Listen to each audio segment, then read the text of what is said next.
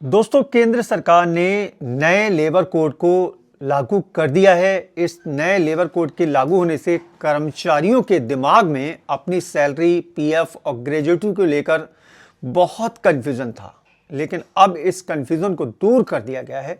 मैं इसके बारे में आपको डिटेल से बताऊंगा, लेकिन उससे पहले छोटी सी रिक्वेस्ट करूंगा, जानकारी पसंद आए वीडियो को लाइक और शेयर करना। चैनल पर नए हैं तो चैनल को सब्सक्राइब करके बेल के आइकन को दबाकर नीचे कमेंट बॉक्स में आके जरूर लिखिएगा न्यू लेबर कोड 2026, जिससे कि दोस्तों आगे इस तरह की अपडेट देने में मदद मिलेगी।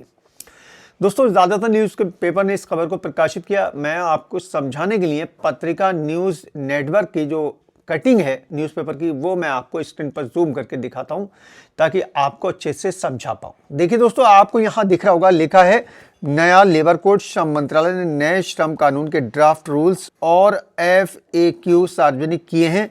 कर्मचारियों की सैलरी, भत्ता, ग्रेजुएटी ऐसे होगी तय। देखिए किस तरीके से होगी तय।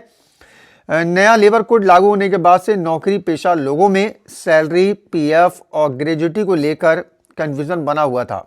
इस उलझन को सुलझाने के लिए श्रम मंत्रालय ने नए लेबर कोड्स के ड्राफ्ट रूल्स और उससे जुड़े सवाल जवाब FAQ सार्वजनिक कर दिए हैं। इस ड्राफ्ट में सरकार ने साफ बताया कि आने वाले समय में कर्मचारियों की सैलरी कैसे बनेगी, वेतन किसे माना जाएगा और ग्रेजुएटी की गणना किस आधार पर होगी।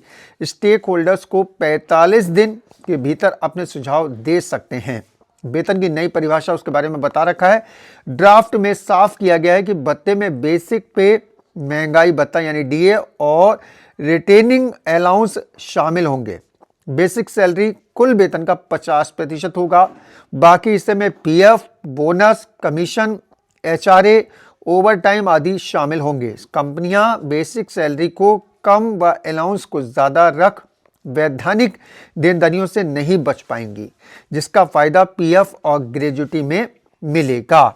अब देखिए दोस्तों, इन्होंने कई चीजें यहां पर हाईलाइट कर रखी हैं। सैलरी का कैलकुलेशन कैसे होगा उसके बारे में बता रखा है। दिशा निर्देश के तहत अब न्यूनतम मजदूरी दैनिक आधार पर तय होगी और फिर एक स्टैंडर्ड फार्मूला यूज करके इसे प्रति घंटा और मंथली वेजेस में बदला जाएगा।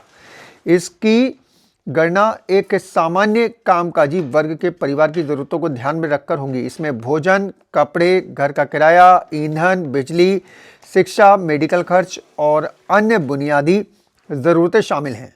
केंद्र सरकार एक राष्ट्रीय न्यूनतम मजदूरी तय करेगी।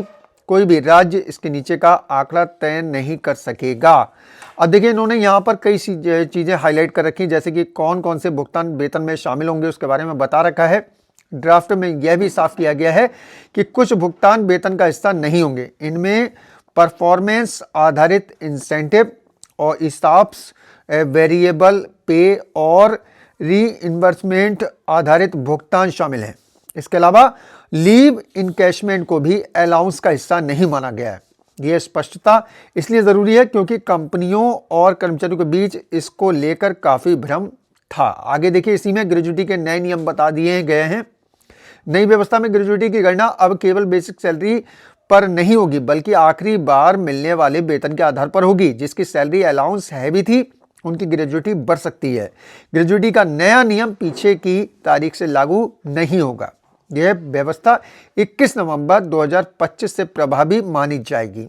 यानी जो कर्मचारी इस तारीख के बाद नौकरी छोड़ेंगे या रिटायर होंगे, उन्हें ग्रेजुएटी नए नियमों के तहत मिलेगी। अब देखिए, किन्हें 1 साल में मिलेगी ग्रेजुएटी, उसके बारे में बता रखा है। ग्रेजुएटी निम्न स्थितियों में मिलेगी: नौकरी समाप्त होने पर, रिटायरमेंट पर, इस्तीफे पर, मृत्यु या स्थायी अक्षमता की स्थिति में, फिक्स्ड टर्म कॉन्ट्रैक्ट के खत्म होने पर और केंद्र सरकार की ओर से नोटिफाई किए गए अन्य मामलों में।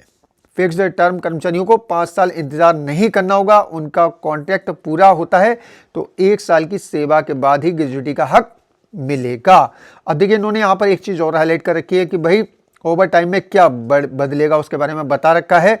सप्ताह में 48 घंटे से ज्यादा काम करने पर कर्मचारियों को ओवर टाइम के लिए दोगुनी मजदूरी देनी होगी। इसके अलावा लगातार 10 दिन से ज्यादा काम नहीं कराया जा सकेगा और बदले में रेस्ट डे देना होगा। रात की शिफ्टों के लिए वेतन की गणना भी खास तरीके से होगी। तो पूरा क्लियर कर दिया गया, पूरा सब कुछ क्लियर कर दिया गया। जितने सवाल हमारे कर्मचारी के दिमाग में चल रहे थे सभी जो हैं वो क्लियर कर दिए गए हैं। सब कुछ क्लियर हो गया कि भाई किस तरीके से सैलरी बनेगी, ग्रेजुटी का क्या नियम रहेगा, पीएफ का क्या नियम रहेगा, सब कुछ क्लियर कर दिया गया है नए लेबर कोड का।